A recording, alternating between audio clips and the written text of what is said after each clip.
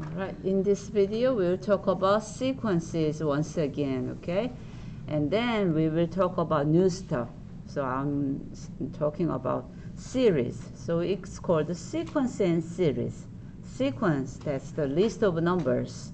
We have a list of numbers in a pattern. That's called a sequence. And when you add all the numbers up, that's called the series.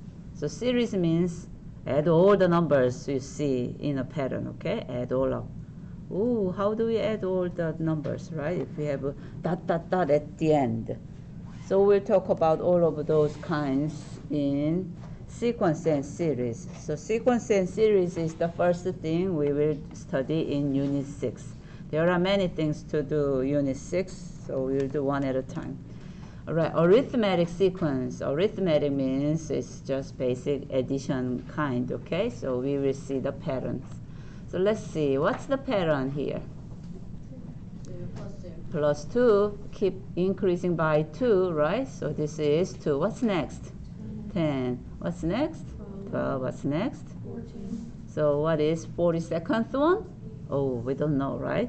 So I'd like to use a pattern and to find the formula. So let's think about this number, 8th one. This is 4th one, right? To find the 4th one, I need to keep adding plus 2, plus 2, plus 2. How many times? 3 times. For the 4th one, I need to do 3 times of repeating this pattern, okay? Oh, that is 1 less than the number of this term, right? So if I'm looking for the 42nd term, and I need to start with the first number, which is number 2, and I need to keep jumping until that number, right? How many jumps do I need to make? How many times of number 2 do I need to add? 41 times, right? Where do I get 41? That is 1 less than the number of the term, right? 42 subtract 1, that is 41 times. So I need to repeat that pattern 41 times. What's the pattern here? Adding 2. So I'm using common difference, okay? So this is the formula, and you may remember this formula from Algebra 1. And this is the sequence notation. Little 1 and little n as a subscript, that is index of the sequence, okay? So A is the name of the sequence. We can use B, we can use S, we can use C, any letter. We usually use lower cases, okay? Lower cases. But sometimes it doesn't matter. We can use capital A with N, that's okay. That is notation for the sequence. And we usually use capital letters for the sum later on. So I'd like to use lower cases if possible. So lowercase a, that's the name of the sequence, and little number at the bottom, that is the subscript. So that is the index. Okay? So the meaning of A1 is A1, steak sauce, right? Yeah. A1, that is first number, first term. And n is the number of the term. So if I have a 42, I'm using 42. So I will subtract 1 from it, and then common difference will be multiplied. Have you seen this formula before? And this is the formula, and that's called explicit formula, or explicit form, okay? Form or formula.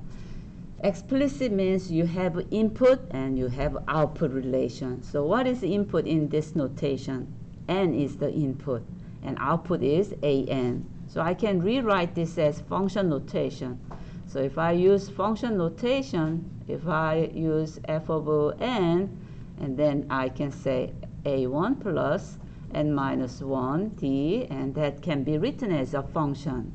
So sequence is one way of writing the function. So that's explicit form. By using explicit form, you can get input-output relation right away. So you can get 42nd term without keep counting this. You can get answer quickly. What's the answer? 84, okay, and then that's it. That's how we calculate, okay? That's called explicit definition or explicit form. So let's write that once again here, okay? an equals to 2 plus n minus 1 times 2. That is the explicit definition. Make sense?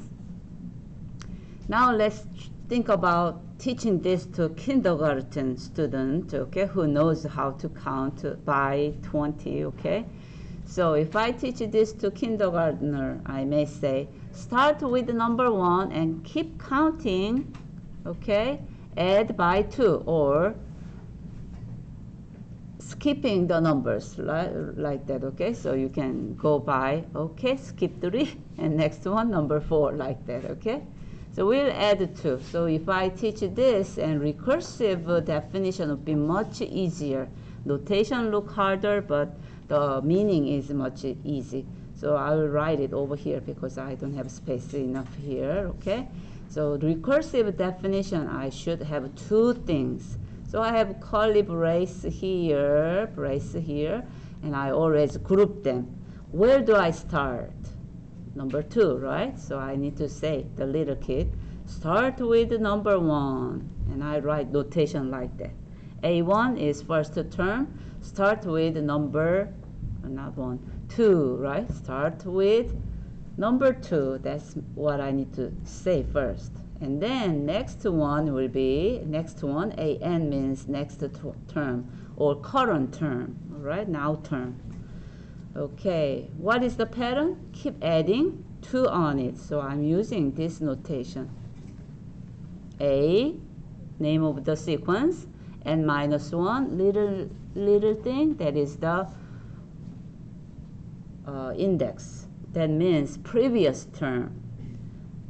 Keep adding 2, right? Plus 2 big enough. So we have 2 parts of the recursive definition always. Where to begin, what's the pattern? Oh, it's just confusing, isn't it, by looking at the notations like that. So think about what we learned in middle school, okay? Do you remember how to solve the equation using consecutive integers? There are 3 consecutive integers, and then you always set up with x. Next one, x plus 1. Next one, add 1 on it, so x plus 2, right? Just like that. What would be the previous one if we go backwards? X minus 1, right? So I'm using the same kind of the index. So my index here is all notation. Oh, you understand the notation and math gets much easier. So this is current one, okay? And minus 1 means 1 before. On the previous term, keep adding 2. That's the meaning. And this is how we write the recursive form, or recursive formula, or recursive definition. So that's what we learned from previous Algebra 1, and we will continue working on adding these numbers using a pattern, okay? That is the goal of reviewing this part.